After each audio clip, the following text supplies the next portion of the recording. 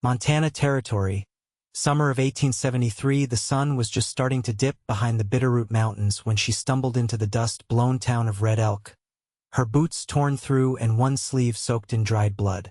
Hollis Abernathy kept her head down as she crossed the wide, empty main street, her legs trembling after 3 days walking with nothing but a crust of bread and a stolen canteen. Her dress, once pale blue, now hung in rags around her knees. Folks on the boardwalk turned to look, but no one moved to help. No one asked where she came from or why she looked like she had outrun hell. They just watched, judged, waited to see if she would fall. She nearly did right there in front of the livery. Then boots stepped off the saloon porch. Heavy ones. A man's. "You all right, miss?" She didn't look up. Couldn't. Her throat was raw. Her tongue stuck to the roof of her mouth. She hadn't spoken in 2 days. "I got water," the voice said again, closer now, lower. "You look like you need it." She lifted her head. He was tall, broad-shouldered, with a trail coat dusted in road dirt. His jaw was shadowed, hat pulled low, but his eyes were kind, dark, steady. He reached into his saddlebag and pulled out a tin flask, offering it to her without another word. She took it with both hands and drank until the water spilled down her chin. "Name's Nolan Thatcher," he said, crouching to her level. "You got a name?" She nodded, still breathing like she had outrun something with teeth. "Hollis," she whispered. "Hollis Abernathy. You runnin' from someone, Hollis?" Her eyes darted toward the road behind her, where the prairie stretched flat and wide. He nodded like he understood more than she had said. "Come on then," he said. "Let's get you off the street." He didn't take her to the hotel. He didn't ask questions in front of the saloon crowd. He just led her to the edge of town, where a small homestead stood against the open land. A barn. Corral. A simple cabin with a porch and a rocking chair that creaked in the wind. Inside, the place smelled of cedar and coffee. Clean. Worn but cared for. "I built it myself," Nolan said, setting a kettle on the stove. "Didn't think I'd be sharing it, but you look like you could use a place to rest." She stood by the door, arms crossed tight over her chest. "You don't know me," she said. "No," he agreed, bending to stoke the fire. "But I know what it looks like when someone's got nowhere left to go." He poured her a cup of coffee when it was ready, set it on the table without forcing her to sit. "I don't want anything from you," he added, his voice quiet. "Just thought maybe you needed someone on your side." That was when she broke. Her knees gave out and she sank to the floor, hands over her face, shoulders shaking hard. Nolan didn't come closer. He just sat in the chair by the fire and let her cry. When she finally spoke, her voice was hoarse. "My husband died last winter. Fever took him. We were heading west for a fresh start. He didn't make it past Wyoming." Nolan stayed silent. "I tried to keep going. Thought I could make it to Oregon. But there were men near the river south of here. They tried to take everything. They would have taken me too if I hadn't run." "You made it out," Nolan said. "That matters." She looked up at him, her face streaked with dust and tears. "Why are you being kind to me?" He met her eyes. "Because I had a sister once." She didn't make it to safety. For a long moment, neither of them spoke. Then she stood, slowly, and walked to the table. She took the coffee in both hands and sat across from him. "I don't have anywhere else to go," Hollis said. "You do now," he replied. That night, she slept in his bed while he took the floor. He gave her a fresh blanket, a bowl of stew, and silence when she needed it. She watched him through the open door as he sat on the porch, rifle across his knees, eyes on the road. Just in case those men came looking. They never did. Days passed. She helped with the chores, feeding the chickens, stitching a torn sleeve on his shirt. He taught her how to fix the fence line, how to spot a sick cow, how to load the old rifle he kept by the hearth. She slept through the night for the first time in weeks.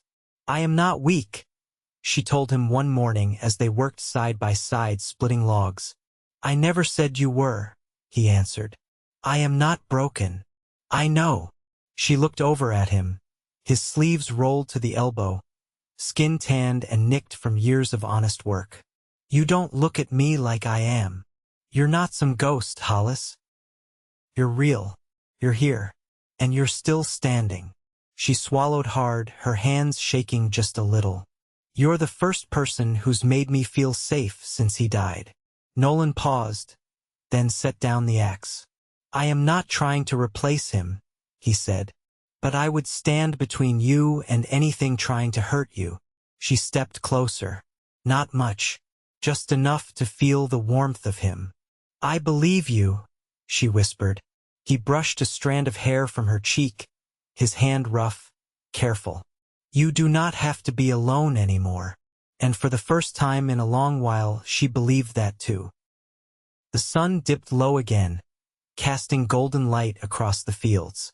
She stayed, because she wanted to, because something about Nolan, not just the safety, not just the steadiness, but the way he listened made her feel like she could breathe again. And though neither of them said it, something had already begun to grow between them. Quiet, steady, real. The wheatgrass had turned golden by late August, and the mornings came with a hush that spoke of the seasons shifting. Nolan was out before first light, hammering new slats onto the west side of the barn. Hollis brought him a pail of water and a strip of bacon wrapped in cloth. She didn't say anything, just set it near his elbow and returned to the cabin without waiting for thanks. She'd begun moving through the days with more certainty, like her feet had learned to trust the earth again. There was a steadiness in her now that hadn't been there before, quiet, but sure. She kept her hair tied up with a scrap of brown calico she'd found tucked in a drawer, and her hands bore the signs of work. Split knuckles, sun-darkened wrists, a healing blister on her palm. Nolan noticed but never pointed it out. That evening, after supper, she stood on the back porch with her arms folded against the chill. A storm was building far off, low over the hills, the kind that didn't rush but settled in like it meant to stay.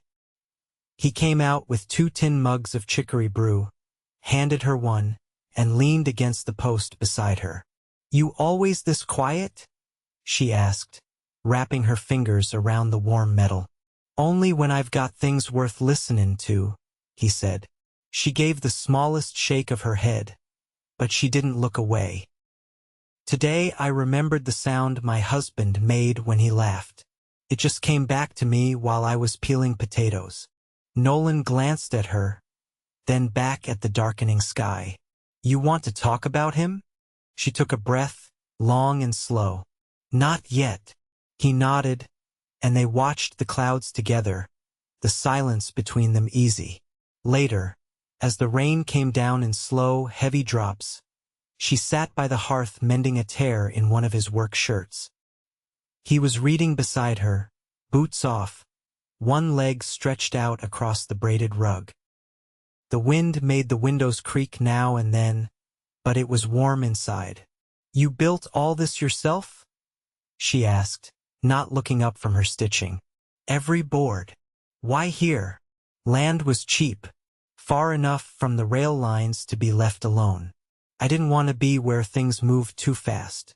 She ran her thumb along the seam she'd just finished. "You ever think about leaving?"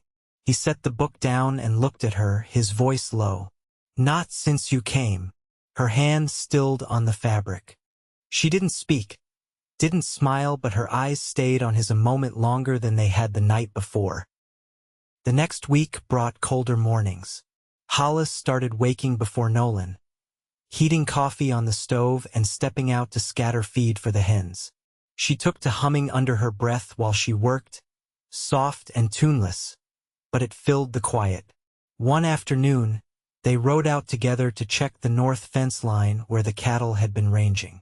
She wore an old oilskin over one of his flannel shirts, cinched at the waist with a bit of rope. He rode his roan gelding, and she took the smaller buckskin mare he gentled over the spring. They didn't speak much on the ride. The wind was sharp, and both of them kept their eyes on the trail. When they reached the ridge, she dismounted and walked to the edge. The land stretched wide beneath them, gold and rust beneath a sky that seemed to go on forever. Nolan tied off the horses and joined her. "It's strange," she said. "I used to think the world was smaller than this." He waited. "I thought if I could just get far enough west, I'd outrun the sorrow. But it came with me, settled in my bones." He didn't reach for her. Just said, "It doesn't have to stay." She turned toward him, wind lifting wisps of hair from her neck.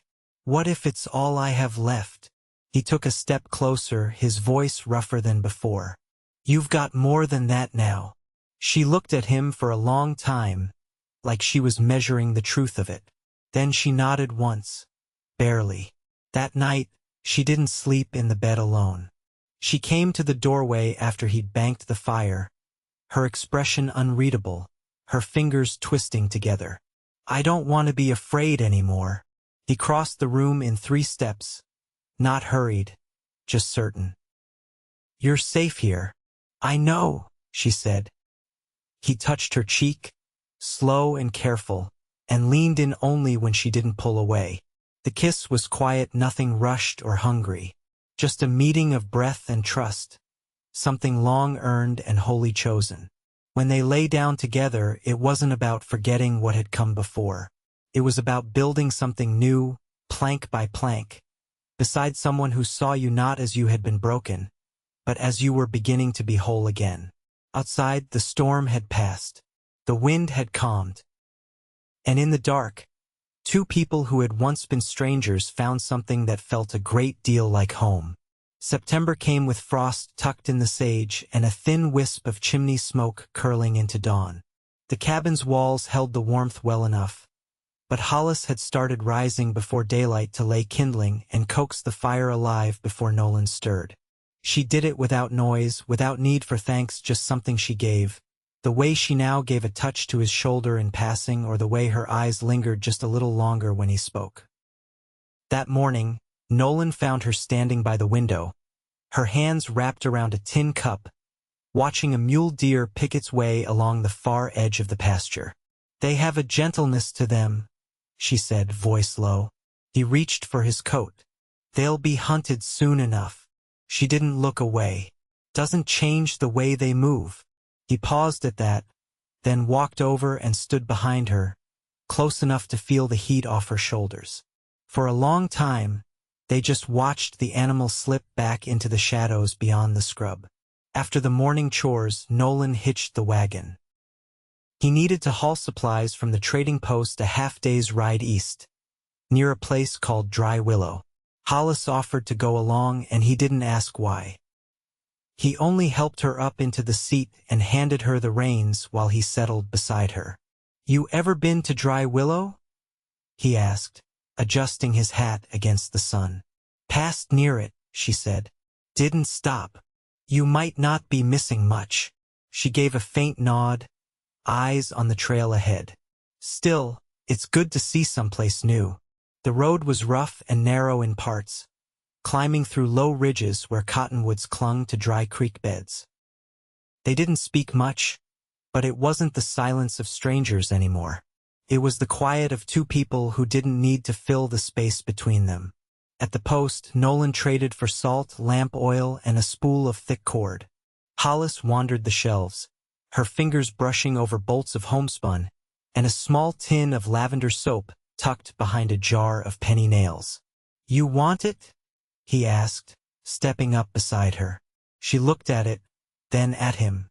"No, it's not needed. Doesn't mean you can't have it." She hesitated, then nodded once. He added it to the pile without another word. Outside, they passed a woman sweeping the stoop of the small chapel next to the post. She was older, her hair gone mostly to white, her skirts dusty. She paused when she saw Hollis, squinting as though trying to place her. "You traveling through, miss?" the woman asked. "No, ma'am. "Oh, you settlin' then?" Nolan shifted beside her, but Hollis answered before he could. "I suppose I am." The woman gave a nod. "It's good land if you know how to work it, and a good man if you've got one with you." Hollis glanced at Nolan. He didn't speak, just stood steady beside her, his hands resting easy at his sides. "I do," she said. On the ride back, the wind picked up, carrying the scent of pine and something wilder. Hollis pulled her shawl tighter and leaned closer into his side. "You always knew you'd stay out here?" she asked. "I knew I wasn't meant for towns." She watched the landscape roll past them, the long stretch of hills and the way the light changed as clouds moved overhead. "I think I'm starting to understand that," she said. The wind shifted again, and he reached across to tuck a strand of hair behind her ear.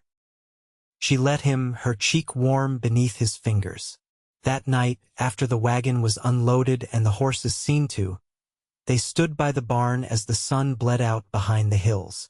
Hollis leaned against the rail, arms crossed, the lavender soap tucked into her pocket. "I want to stay," she said, barely louder than the wind. "You already are," Nolan replied. "No," she said, turning to face him fully. "I mean stay the way you have. Set roots. Make this place mine too." He stepped closer, slow. "You sure?" She nodded. "I've been wandering too long. I want to build something with hands that aren't trembling anymore." There was no rush in what followed. He didn't reach for her right away. He let the words settle, let her stand strong in them. Then he held out his hand. She took it. "You're not just here anymore," he said. "You belong." She leaned into him, her head resting against his chest, and they stayed like that while the sky darkened and the first stars appeared. Inside, the fire crackled low, and the scent of lavender lingered faintly in the folds of her shawl. She had come to him hollowed by loss, with nothing but the weight of what she'd escaped. But now, there was something new filling the spaces carved by grief. A life slowly being shaped beside a man who saw her not as a burden, but as a partner. And for the first time in a long while, she did not feel like she was surviving. She felt like she was beginning.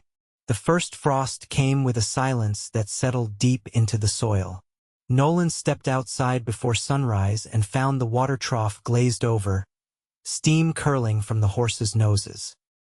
Inside, Hollis was kneeling by the hearth, coaxing the coals back to life with a steady breath and a length of pine kindling. She didn't speak when he came in, but her eyes lifted briefly, meeting his in the half-light. There was a quiet between them that no longer felt like distance, felt like understanding. By late morning, they were walking the perimeter of the field east of the cabin. Nolan carried a coil of wire, and Hollis kept pace with a sack of wooden stakes slung over her shoulder. The soil crumbled beneath their boots, brittle and broken in places. He crouched to check a post that had shifted, and she knelt beside him, fingers brushing the frostbitten grass. "You ever put seed in this ground?" she asked. "Last spring. Barley took fair. Not enough rain come June." She nodded, then tilted her head toward the ridge beyond the fence. "You ever thought about planting apple trees up there? Soil's higher, might drain better come thaw." He looked at her, not surprised, but taking in the shape of the thought. "You know about orchards? My father grafted trees in Missouri, kept them alive through 2 floods and a fire. Said you don't plant for yourself. You plant for whoever comes after." He watched her stand and press a stake into the cold earth, her hands steady, her breath fogging the air. "Maybe next spring," he said. That night, she brought out a box she'd kept tucked in the bottom of the chest by the bed. Inside were a few scraps of paper, a rusted thimble, and a folded square of faded embroidery. She laid it across her lap at the table, smoothing the creases with slow fingers. "My mother stitched this before she passed," she said. "Taught me how to mark corners and hem sleeves." I was 12. He set down his cup and leaned forward, his hands resting on the table's edge. You want to use it for something? She traced a line of blue thread. I want to sew curtains for the windows. Something to hold the light, come winter. He nodded once, and she folded the cloth again. Later, while he read by lamplight, she sat cross-legged in the corner, sorting through the fabric scraps she'd gathered. The rhythmic sound of her needle slipping through muslin filled the room like a second heartbeat. When the fire dipped low, she rose and laid the half-stitched panel across the back of a chair. I think I'd like to keep this place through the snow, she said. He closed the book, the leather binding creaking in his hand. You planning to leave after? I was, she said. But I'm not anymore. He didn't smile, didn't speak right away. Just stood and crossed the room to her, his hand finding hers where it hung at her side. You don't owe me anything for staying. I know, she said. I want to stay because it's mine now too. Not just yours. They stood together, the lamplight softening the shadows between them. She leaned into him, her forehead just beneath his chin, and he wrapped his arms around her waist, pulling her in with the same quiet care he used on skittish colts. When the snows came, they came heavy. Drifts piled against the porch rail, and the wind howled through the cracks Nolan sealed with scraps of burlap and beeswax. Hollis kept the stove warm and the cabin filled with the scent of dried herbs and boiled oats. She stitched the curtains and hung them with bits of wire he'd saved from the fencing, and each morning they let in the pale blue light like a promise. One evening, as the fire snapped low and the world outside lay buried in white, she reached into her sewing basket and pulled out a narrow strip of gingham. She held it out to Nolan, her voice low but certain. I want to make something new, something just for us. He took the fabric, ran his thumb along the edge. What did you have in mind? A quilt. For the bed. He looked at her then, not just seeing her, but everything they'd built in the silence and the frost and the steady work of days. I'll help, she smiled, and it was different than before, less careful, more certain. You can cut the squares. I'll do the stitching. He nodded, and they began that night, seated together on the floor with scissors and scraps, and a shared sense of something taking shape, not just the quilt, but the life they were building, piece by piece. By the time the first thaw came, the quilt lay finished across the bed, stitched with a pattern that held no name, but told their story all the same. And in the soft morning light, wrapped in its warmth and each other's arms, they knew they had not just survived the winter. They had claimed it, together. By April, the snow had receded from the lowlands and the cottonwoods flushed pale green along the creek. Hollis stood barefoot on the porch, the hem of her skirt brushing her ankles as she watched Nolan drive a pair of mules across the damp field, breaking the thawed ground into long, dark furrows. The earth turned easy beneath the blade, and the scent of soil rich and full-bodied rose into the warming air. She carried a small canvas sack of apple seeds against her hip, saved from the dried cores they'd kept all winter. Each one had been wrapped in damp linen and rested in a jar by the stove until the first taproots showed white and curled like tiny question marks. She'd marked the slope north of the barn where the sun lingered longest, and when Nolan returned, she led him there with a shovel and a quiet resolve. These'll take years to fruit, he said, planting the blade in the earth. I know. He looked down at her hands as she knelt to set the seedling in fingers stained dark. Nails short, movements slow and sure. You thinking that far ahead now? I am. He dug the next hole without another word, and they worked side by side until the sun dipped low against the western hills. By the time the last seedling was in, her knees were damp and his shoulders carried the ache of a full day's work, but neither spoke of stopping. They just stood back and watched the ridge, 6 pale markers catching the last of the light. That evening, as they sat on the back stoop eating cornbread with wild honey, she asked, Would you want to be married again? Nolan wiped his hands on a rag and didn't answer right away. I've thought about it. She looked at him, her gaze steady. I'd like to be your wife, if that's a life you still want. He turned toward her fully, one hand resting against her knee. You sure? I've never been more. They married in early May, in a clearing beside the creek where the lupin grew thick and a single cottonwood cast dappled light across the grass.